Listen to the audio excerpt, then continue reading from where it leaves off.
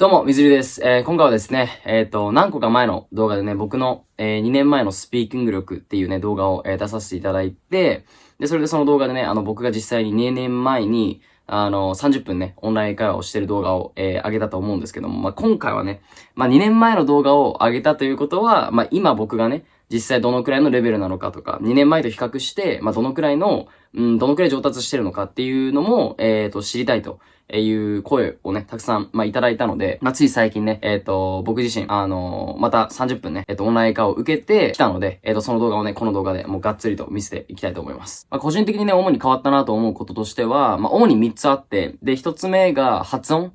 2年前もね、そんなに超発音が悪いっていうわけではないんですけど、その発音の、クリアさ、その、綺麗さとか、その、明確さで言うと、やっぱり今の方が、やっぱ、もうちょっとネイティブっぽいのかなと、ネイティブではないんですけどね、ネイティブっぽいなという印象を受けました。その、つい最近の僕がね、やった動画を見て、自分で見て分析したところ、やっぱり2年前と比較して、発音が結構やっぱ違うなと。思いました。で、もう一つは、話すスピードですかね。話すスピードというか、その浮かんでくるスピード、浮かんできた英文を、その場で瞬時に、話していくっていうそのスピードが、2年前よりかは、上がったかなと。思います。で、最後に、その、fillers って言われてる、その、you know とか like とか、言葉が詰まった時とか、言いたいことがなかなか出てこない、言えないっていう時によくネイティブが、使うような、その、you know, like とか、そういう、I mean とか、そういう、表現ですね。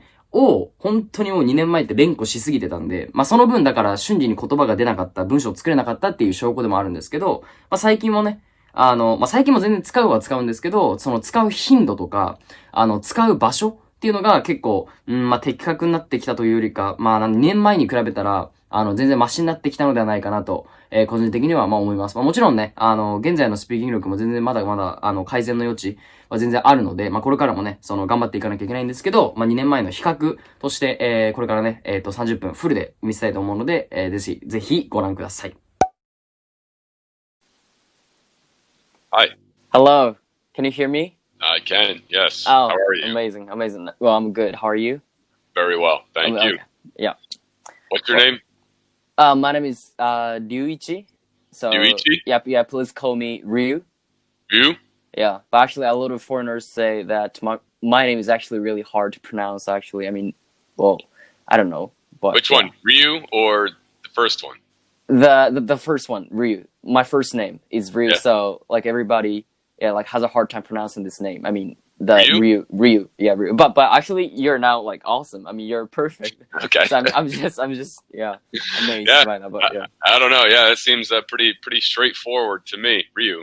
Yeah, but I was actually overwhelmed by how good your pronunciation is. I mean, when it right comes on. to calling my name. Yeah, thanks. Oh, cool. Hey, you know, just doing my best. Yeah. Right on, Ryu. So where are you from originally? So I'm from Japan originally. Yeah, I've lived in Japan for about 21 years. Because actually, I'm 21 years old. So yeah, I've been living in Japan my whole life. Yeah. Yeah. Which part of Japan do you live in? Tokyo. Okay. Yeah. Right on. Yeah. Cool. Yeah. So what do you do, Ryu? Are you a student? Do you work? Well, I am a college student now, and I major in English at the moment. Oh, yeah. Wow. Yeah. Okay. Cool. Which year are you in college? 4th year. So okay. So yeah, next year I'm gonna graduate. So I'm really sad about it. Oh, but yeah? Unfortunately, for the first 3 years, I was able to take classes in person, at a classroom, at uni. Yeah. Yeah. But now, of course, it's impossible for me, for everybody to go take classes at uni. So yeah, we're gonna take classes online lessons. Yeah. Yeah. So it's just really, really sad because I'm gonna graduate. I know. Yeah. I know, man. That's kind of an anticlimactic finish to your university career. I'm sorry to hear that. Yeah, man. That's one thing I feel for you, man. I graduated university 10 years ago, and during all this mess, I just kept thinking man, I really feel bad for university students because part of the experience of the university is being on campus, going to class, interacting with people. Yeah. That's kind of like what makes it worthwhile, typically. Right. You know? Yeah. Well, hey, man, I mean, I guess, and not your first, you know? But yeah, I could see how that's a little disappointing. Yeah, right. But I feel like more sorry for like people who are kind of freshmen, you know, because actually, they don't know anything about the university, but exactly. but like they don't even know like what kind of classes they should take or but like and who knows if they will, you know, until something, you know, because we don't know how long this thing's going to be around, but they who knows how long it will be until they actually see like what a normal university experience is like. Same thing. I might meet kids on here and they're getting ready to go to university next year. I'm just like, okay. And then some of them, they say, oh yeah, they're like, they're transferring to abroad programs. And a lot of them are saying like, oh yeah, I got this and that in like the United States. I'm like, you think you're going to the United States next year for university? Like you might want to contact that, institution again, because considering the situation right now, right? Not just, I mean, geez, they've said that, they might not even open universities in September. If they do, it's going to be online. Right. And I don't know if you heard about this, but this is really messed up. They said, the government has said that they have essentially just canceled all visas for foreign students, and they cannot enter the country, go to school. If they have been going to school here, they can't come back, which is really, really messed up. So like I said, man, it sucks it's your last year, and this is going to be your last year experience, but I feel worse for the newbies, I think. I think the government doesn't even know what to do, you know, with this kind of pandemic. My government just isn't even doing anything. It's not that they don't know what to do. They just don't care. They don't even care about it. Wow, that's the worst. No, man. It's so at this time in the United States, it's like each state has to figure out what to do. So it's like, depending what state you're in, it's a crapshoot, you know. If you have a state that actually wants to try and manage this, you're lucky, but there are plenty of states where they're just not interested in managing this. And the federal government has made it perfectly clear that they're totally done intervening during this process. The very little that they did do, they said that they're not doing anything now. Wow. I know. Yeah, it's pretty incredible. I mean, I'm really, really sad, and I'm pretty sure, you know, so does everybody else. But because I love traveling in general. Like I love you know, traveling around the world, and I, you know, like in March this year, like I was planning to travel around the Europe, you know, and then the first, like I was able to go to Italy first. I mean. Me and my friends, my two friends, went to Italy. I mean, we were supposed to go to Italy and France, and after that Spain. But like we were able to go to Italy finally. But like we couldn't go to France and Spain, you know, because of the flight being canceled. So we couldn't go. But you know, like the Italy, and then after that, like we could go. We couldn't, you know, go to France, but we should, you know, get away from Italy like as soon as possible. So like we went to the Netherlands, and then after like Germany, and then after Hungary, and like, you know, our whole plan was kind of changed. You're kind of just like one step ahead from like each place, because after Italy, it got pretty bad in the Netherlands. Right. So we were kind of, you know, running away from the country, and that was actually really, really bad for the virus, you know. So that's kind of scary. Yeah, it's very, very scary, you know. So like we were kind of struggling. We didn't really know like whether we should, you know, come back to Japan or just, you know, keep kind of traveling, you know. Keep going, you know. Made the right choice, man. I mean, I know it's not totally stable in Japan, but to be moving around during that period, you just would have gotten stuck somewhere eventually. if you would have kept moving around, eventually officials just would have been like, yeah, you're not getting out of this country. I mean, that's what kind of happened to me in Vietnam. I mean, it kind of worked out to be a good thing, but yeah, eventually they said, okay, like back in January, they closed borders, like the physical borders, and they banned flights from certain countries. And then in March, when Vietnam started to see an increase, they said, okay, we're going to ban every single international flight for 3 months. And so and then I was like, well, what should I do? Should I go somewhere else, you know? Like, and I just thought, I just didn't want to go on an airplane. And so, the rest is history. I've been here since February, and that's it. Oh, so currently you're living in Vietnam now? Pretty much, you know, I was only planning on visiting for like 3 weeks 'cause I was traveling, and I was traveling, and then this hit in March. Then pretty much got stuck. There are some international flights now, right? And there are actually some direct flights to the United States, but I have absolutely no interest going back to the United States right now. It's quite safe where I am at the moment. Vietnam did really well during this, so I thought, I'll just keep extending those visas, and I'm just gonna stay put until until more information is available. And I'm not ready to get on an airplane yet. I don't think. I think so too. I think that's the right choice, and that's the right decision, I think. Yeah. But so anyway, man. So what have you been doing today? What's on your agenda today? Well, I have some classes. Well, actually, I got one. I already had one.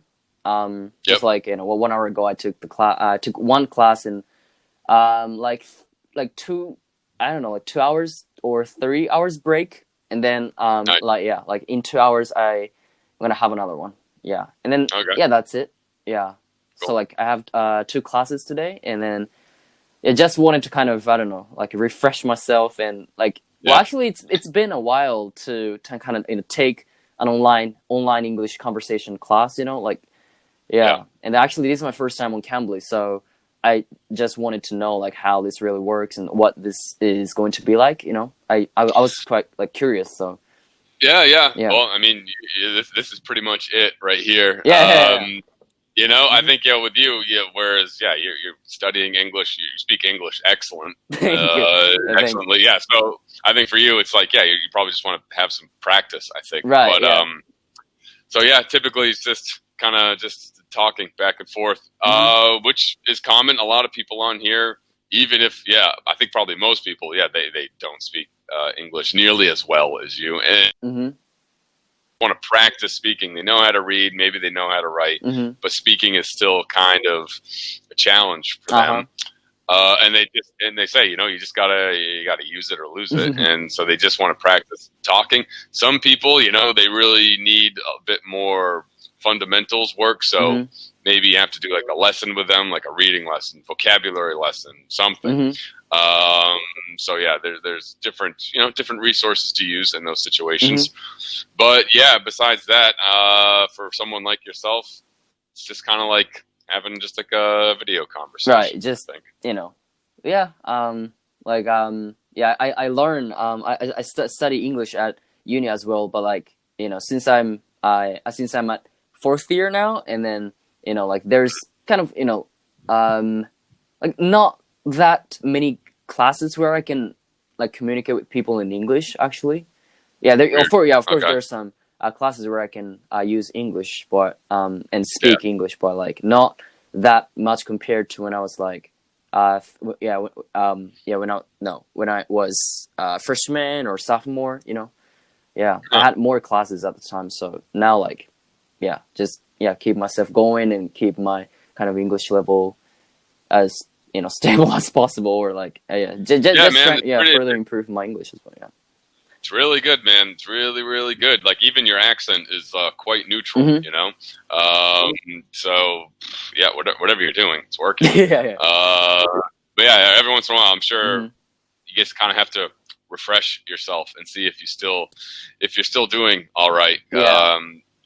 Yeah. No, it's interesting. I've talked with many people who study English in their native countries, and they say the same thing. It's like, yeah, even studying English, we still don't have that many opportunities to speak it like really, really thoroughly. Yeah. And then they do stuff like this, where they sign up, where they find other programs to use. And but what made you want to decide to study English as a major? Well, like simply because I was like quite interested in the English language itself. Like, well, actually, when I was when I was in middle school, like I was not really good at English itself. Actually, I hated the English language because at the time I studied English as a subject, as one of the subjects that I learned at school. Yeah. But so at the time I couldn't really get a good score on English exams, and that's why like I got good. Yeah. So yeah. And then after getting into high school, like actually I met some English teachers. I mean, of course for Japanese, and then they taught me some English, and then I got to like the English language. And then when I was in the third year of high school, I had to study English for like entrance exams for university, like university entrance exams. So but like in Japan, like you have to focus on like reading, like kind of comprehension ability, and I mean that's all you have to do. Like not really. You don't have to focus on like speaking. Yeah. So like, but that's really common. Actually, common. That's how. Yeah. So. But so what got you to like where it was like, okay, end of high school, going into college?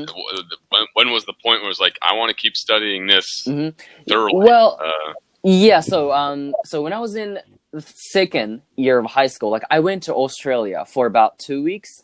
Yeah, and then at the time, like I couldn't communicate in English at all. So, and then I got really kind of frustrated at the fact that I couldn't, communicate with people there.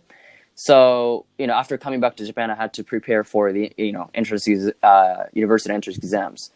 So, at that point, I had to study English for the university, but I wanted to study English language, and I wanted to kind of communicate, and that's the point. I mean, after coming back to Japan, I felt very frustrated at the fact that I couldn't, communicate in Australia.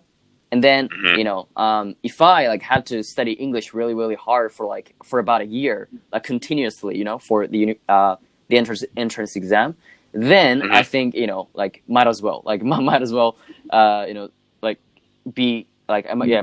study the English language for the communication wise. I mean, the communication.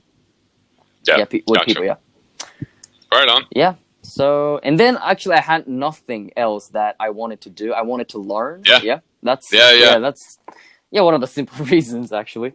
Yeah.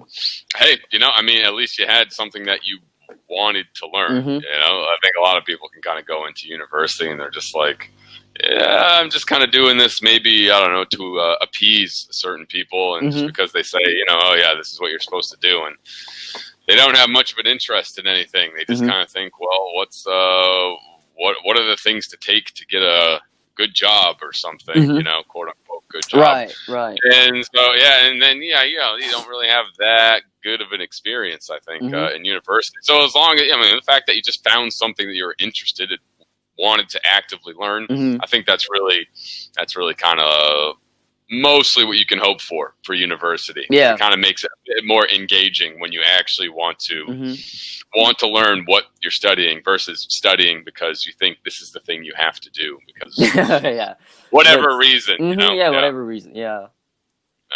So actually I'm very kind of motivated to study English, and in the future I'm planning to teach English to people.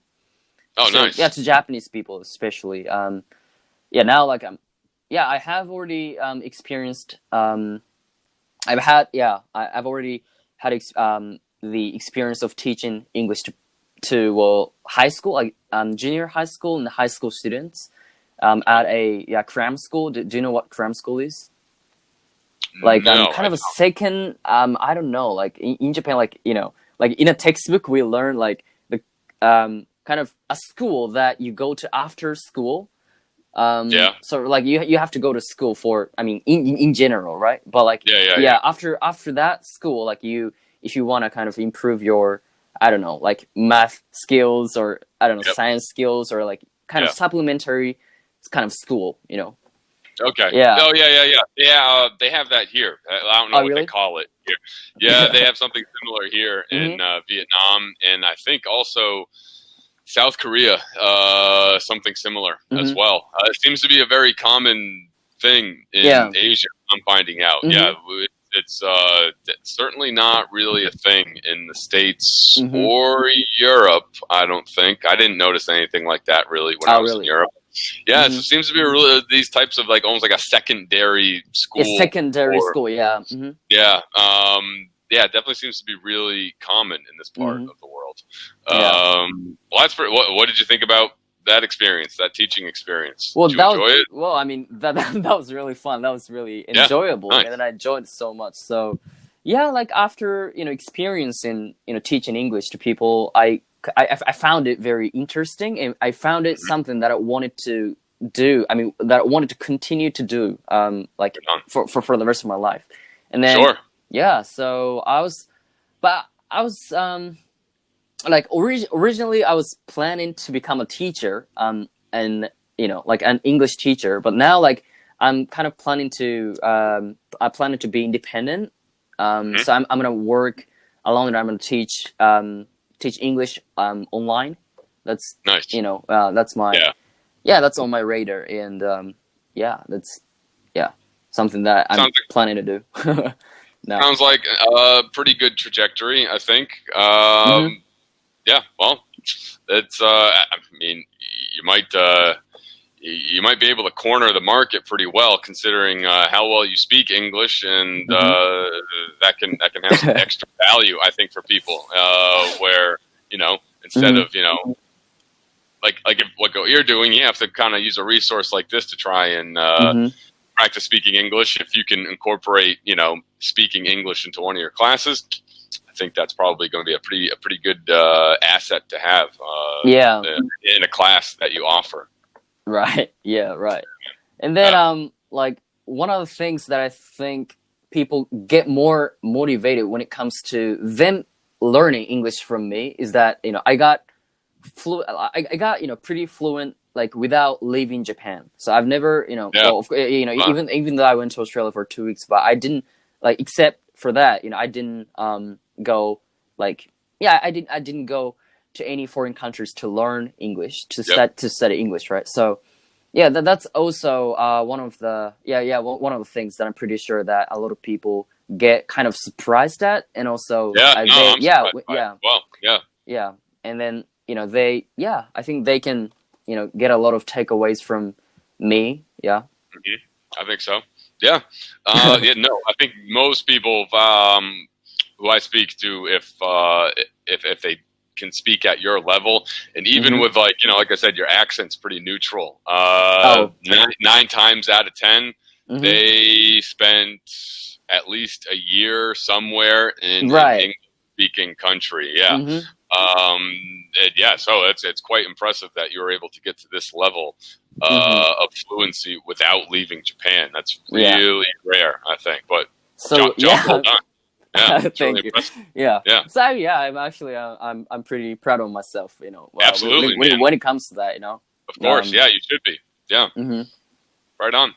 So so you saying you have some classes today. Are you taking classes throughout the summer, or are these just kind of some leftover? Is this like just a summer session you're doing, or are you making up for lost time during the last few months?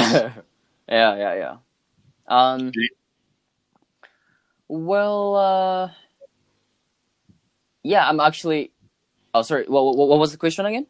Are you taking summer classes, or are these classes that you're taking now like ones you have to make up for because of maybe there was a disruptance during a few months ago during COVID? So are these just normal summer classes, or are these classes you were supposed to take maybe a few months ago? Well, yeah, the classes that I'm taking are the classes that I was supposed to take like way before. But actually, Okay. I'm not really taking summer classes or that kind Okay. of thing. Actually, there's no that type of classes in Japan. I think I think the education, or I mean the class system is a little bit. I mean the class system in the US and Japan are, I think, is actually different, I think. So we don't have any classes in like August and September. Okay. Like Yep. in general. Yep. So like we have classes from April to, I think, July, like Okay. at the end of July. July. Oh, okay. Okay. Yeah. You're still like in a semester, pretty much. Yeah, right? yes, exactly. Yeah. Gotcha. Yeah. Yeah, that is slightly different than in the States or in other Western countries. Yeah. I think. Oh yeah, I didn't know that. Oh, okay, cool. Yeah. So at the end of this month, you'll then be done for like August and September. Yeah. Gotcha. And then and then I'm gonna get into the summer break. Cool. Yeah, like very soon. Yeah, very soon. So I'm very excited for that. But I'm pretty ready. But like I will not be able to go travel around the world. Like, yeah, that's something that I'm pretty sad about. But like I have to kind of since I'm in the 4th year now, I'm a junior now, senior. So I have to kind of plan. So I mean, as I told you, I'm not gonna get a job, and then I'm going to I'm gonna work kind of alone. So I'm going to kind of establish my own company, and then I'm gonna teach. Yeah. So that's something that I have to work on very soon. Yep. So I think and in this summer I have to do that kind of thing, that kind of arrangement as soon as possible. Gotta start brainstorming. Yeah. That's cool, man. Yeah, it's probably not going to be like a normal summer as we all had hoped and anticipated. Right. But Exactly. I mean, what's it like moving around like within the country in Japan? Like here, I mean, Vietnam's pretty much stable. So like domestic travel is totally fine, and you don't really have anything to worry about here. Is domestic travel in Japan kind of limited or risky? What's it like? Well, it's actually risky, but the thing is, the number of people who have been affected with the virus is actually increasing in Tokyo, not in other rural places or in other places. So yeah, of course, I think as many people know this fact, but that Tokyo is a city, a very crowded city, right? So so like many people actually get together like at a place where like there's many people, like so that's like, where currently people are still gathering, still gathering. Like that's actually the how would you call it, like the state of emergency, would you call it, like the state of emergency was gone away. So that's what makes people kind of motivated to go out. I mean, or like it doesn't really matter, or that kind of thing, that kind of feeling that that's something that everybody has, So interesting. I didn't realize it was just because I've heard people say like the numbers in Japan, whatever. I didn't realize it was more or less specifically associated with Tokyo. Associated with Tokyo. So and Tokyo and Osaka. So these are the biggest cities. Yep. Yeah. Okay. The Tokyo is the biggest, and the Osaka is the second biggest. So I mean, when it comes to the crowdedness of course. People. Dense, very dense city. Density. Yep. So so actually, it's really dangerous and risky for like people from like rural places or like other regions to come to Tokyo or come to Osaka. I think there's no people who do that kind of thing. I mean, I'm pretty sure, but I mean, it's also if I were them, I would do that as well. But and then for people from Tokyo to, go to other regions is also, really a bad thing. So, the government, Okay. So has told us that, no go out. Yeah. Fair. All right. Yeah. Wow. All right. Well, I didn't realize this about that. Hey, man. So, Yeah. about 10 seconds left, but Yeah. really good meeting you. Again, your English is excellent. So Thank you. best of luck in the future, and I hope you can try and enjoy yourself in the summer. Stay safe. Thank you. Yeah, man. You too. Bye. はい、ということで、いかがだったでしょうか。個人的にはね、結構変わってるんじゃないかなと、思ってるんですけども、皆さんから見てどうですかね。ぜひ2年前の、僕のスピーキングの動画もまだね、見てない方はぜひそちらを、見て、ちゃんと比較というかしてほしいなと思うんですけど、もしここは、変わってるんじゃないかみたいな、意見等あれば、ぜひコメント欄に、書いてくれると嬉しいです。はい、ということで、いつも通りね、英語表現を紹介していきたいと思います。今回ね、紹介したい表現は、what's done's done っていう表現です。はい、what's done's done。what's done's done っていうのは、what's done is done。what is done is done っていう、なんじゃそりゃって思う方も、いるとは思うんですけども、what's done's done っていうのは、what's done っていうのが終わったことって意味なんですよね。で、is done。what's done is done っていうことで、what's done 終わったことは is done もう終わっている。つまり、終わったことは仕方ないっていう意味なんですね。はい。what's done's done ということで、過去終わったことをもうくよくよずっと、過去のことをずっと考えてても仕方がない。終わったことは終わったことで、もう先に進むしかないっていうね。ある意味その励ましの表現でも、あるんですけど、知らなかった方はね、ぜひ、覚えて使ってみてください。はい。ということで、見てくださいました。So thanks for watching and I'll see you guys in the next one. Bye.